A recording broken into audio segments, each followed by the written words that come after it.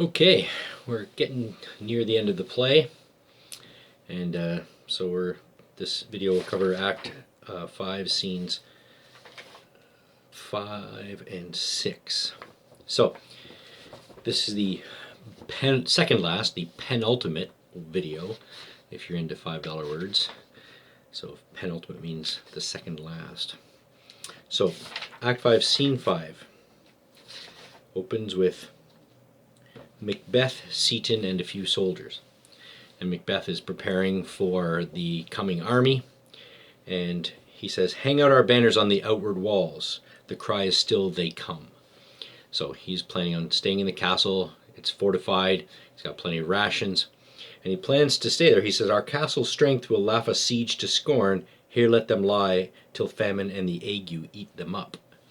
So the idea with laying siege to a castle was less about fighting and more about seeing who could wait longer. So the people inside would stock up food and hope that they could stay in there long enough for the other army to give up, hoping that, and the other army would be outside, hoping that they would run out of food and water before they had to actually fight.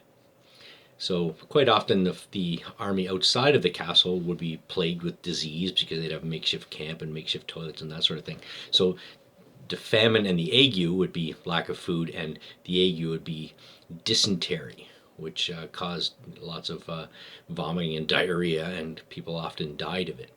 And so Macbeth is hoping that the army will sit in front of his castle until they die. Yeah. He's annoyed, though, because he wishes that because so many of the nobles have abandoned him, he doesn't have the manpower to go out and meet them, as he says, "dareful beard to beard, and beat them backward home."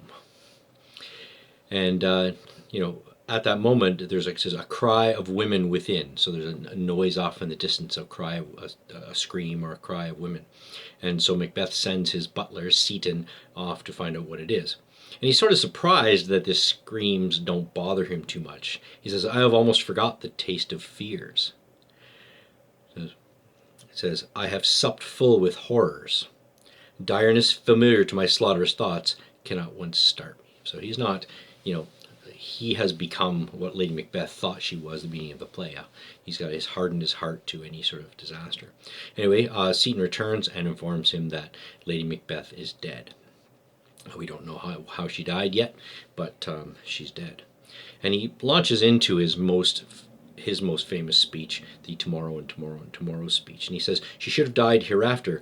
There would have been a time for such a word."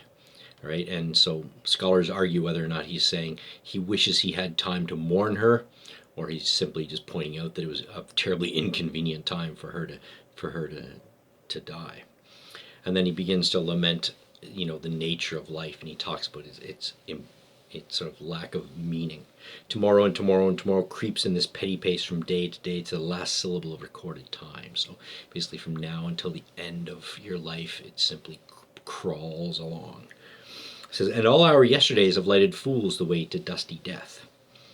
Now, depending on how you look at that, whether you look at the word hour or not, but it's basically that your life is simply a lit path to see from one end to the other.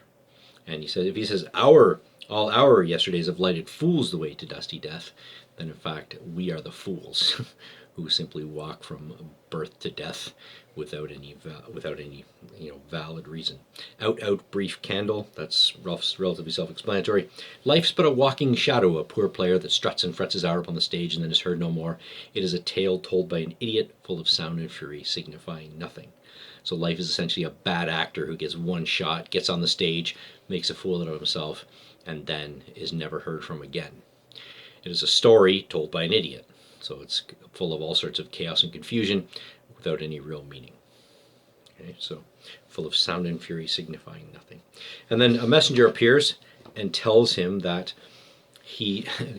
if you look off in the distance, you can see Birnam Wood on its way to Dunsinane.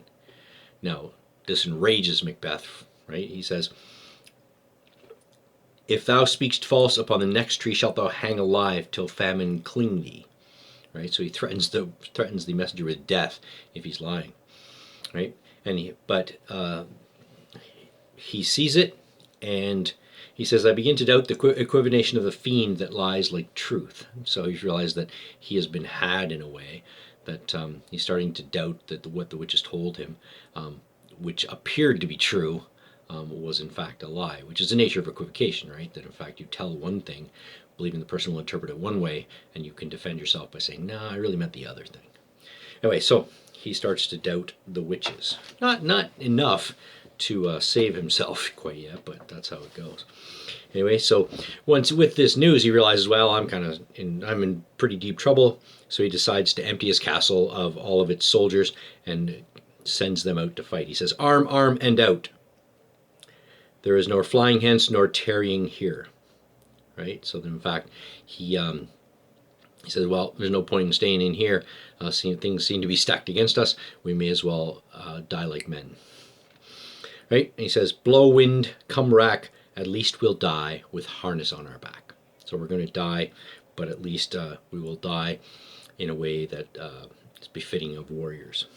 Right? The next scene's very, very brief. Enter Malcolm, Old Seward, Macduff, and their army carrying their tree branches. Right? So Malcolm tells his soldiers to throw their branches down. They've had the desired effect, and now he's going to send them in to fight. Now, he does a couple of things. One of the things he does is he gives a place of honor to Seward and his son, who is called young Seward. He gives them a place of honor at the vanguard, or the front of the battle, as befitting the people who have offered 10,000 men to this cause. Right? And then he and Malcolm, Malcolm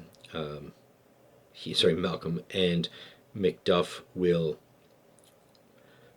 essentially says, take upon us what else remains to do according to our order. So the more important you are, the closer you are to the front of the battle, where the place of honor is. So he's going to be a part of the mop-up crew, because he believes that in honoring his fellow warriors. And then the scene ends. So that is Act 5, Scene 5 and 6. So the last video is coming up. It's going to be a bit of a longer one, but we'll get her done.